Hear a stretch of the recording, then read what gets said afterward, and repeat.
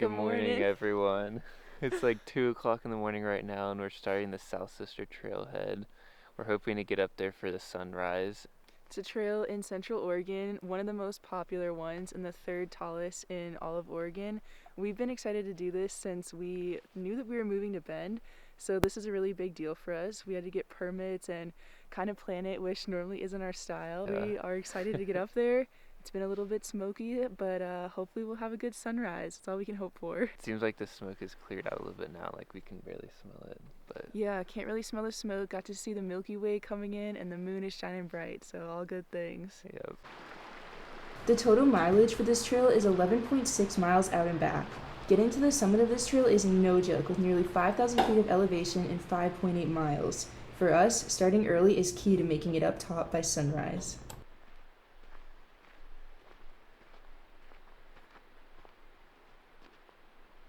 Alright, it's almost 4:30 and we're at the base of the mountain now.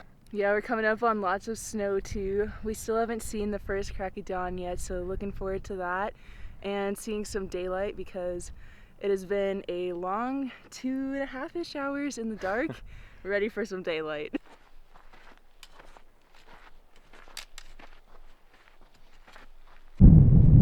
Alright, it's 5 o'clock now and we can see the first light. We can see Broken Top in the distance too over there. And I think we're getting close to the first lake, and after that I think there'll be another like 5 to 1,000 feet. Getting close, but it's getting windy too, so it's really cold.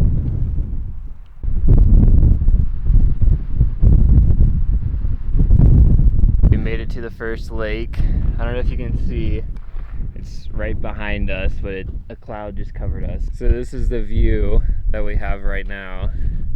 There's no view because the cloud just took us over. We're headed up this way next, and right behind us is a lake. You can kind of make it out, along with a giant glacier circling the edge of it if you look over there.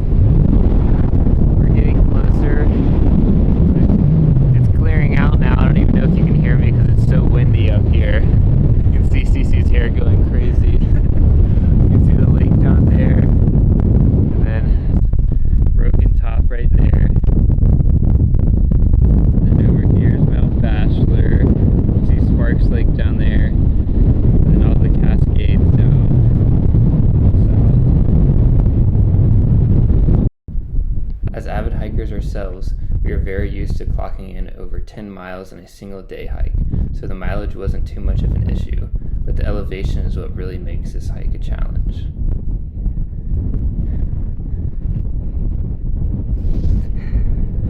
We're about 400 feet from the top.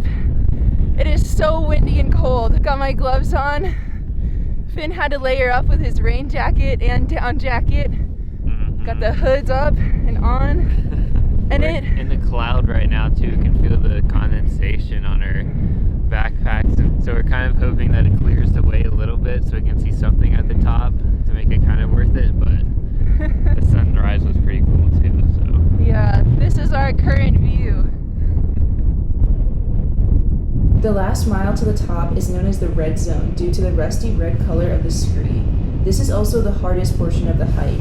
The incline makes the trek difficult, but it's really the elevation that presents the biggest challenge. Nearing 10,000 feet, the air is much thinner, causing us to fatigue quicker, move slower, and breathe harder. We aren't normally ones for slow hiking, but at this elevation, you're simply forced to slow down.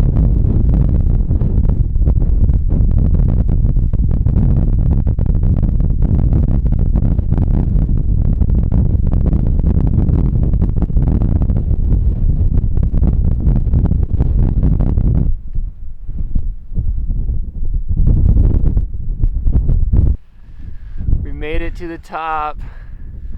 There's no view, but you can see like a little bit of the lake here. Crescent Lake, I think it is.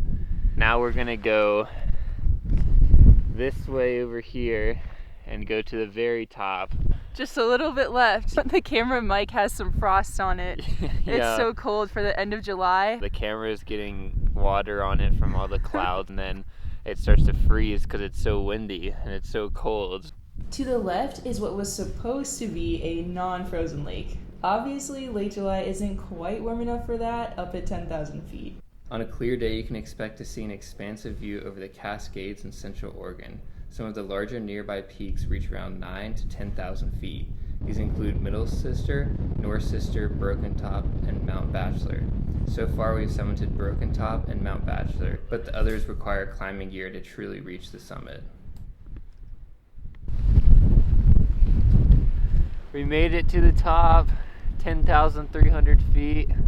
We found a little spot away from the wind, which is really nice to warm up a little bit. And then you can probably actually hear us now. The wind is not howling. It's been freezing the whole time. I swear, like, my lips are frozen solid, my fingertips, my nose. I cannot believe it's this cold in July. And there's no view either. Just straight clouds. You can kind of see the glacier down below, which is pretty Yeah. cool. The lake is still frozen over. Yeah. You can see the Red Rock. We had a pretty cool climb on the way up and took a nice snack break. I'm glad that we did it. The sunrise was definitely worth it, Oh yeah. but I think we want to come back when it's clear. Yeah, and hopefully when we go back down, we'll go out of the clouds and we can see a little bit more of like Mount Bachelor and all the Cascades. I think we're gonna have to come back like late August. Hopefully it's a little bit warmer. It's not so freaking cold like it is now. As we start to head down and leave the clouds, we're met with a cloudy but gorgeous view of several of Central Oregon's volcanic mountains. The way down is pretty steep, causing you to slip and slide in the rocky scree, but it sure beats going up, and it's much faster too. The hike itself honestly isn't too bad until the last half of the way up, where it gets steep fast. If you're not an avid hiker, we strongly recommend training for this and getting some practice in some other mountains first. Alright, we're just entering the tree line. It's cleared up a lot so we can see all the mountains and stuff. We can see Mount Bachelor and stuff again.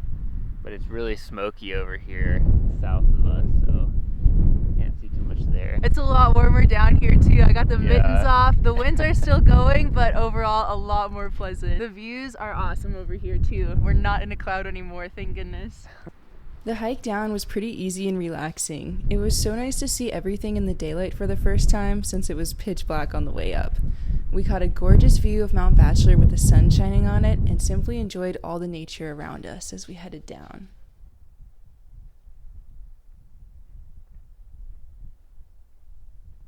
So right behind us is where the sisters would be. You can see it right back there in the cloud. We hiked up all of that, and then maybe another 1,000 feet or so, you go way up there. We were in a cloud with like heavy winds the entire time. It was so cold. And then at the top, you guys saw absolutely no view, and that's why. Yeah, it was freezing up there. Like there was sustained 50-mile-per-hour wind. And then it got a little bit better on the way back down, which was nice. It was still windy, but it warmed up.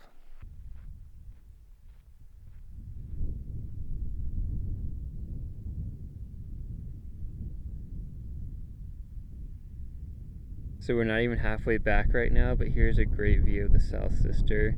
As you can see, it's so covered in clouds up there.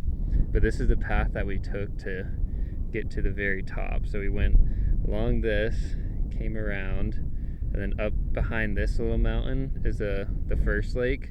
And then we cross over and then go up into the clouds and then go up probably about to here. And then up there, that's where the crazy winds were and everything. And then we were only up there for 10 or 15 minutes and then came all the way back down. All right, we're back below the tree line now, which is perfect because it's just starting to drizzle a little bit and we do not need to be caught in a rain shower. Thanks for watching the video. We hope you guys enjoyed it. And there's a mosquito on my hand. And also, we hope that you guys try to hike the South Sister too. It's a really fun hike, but it's a little challenging. Even without a view, it's worth it. Yeah.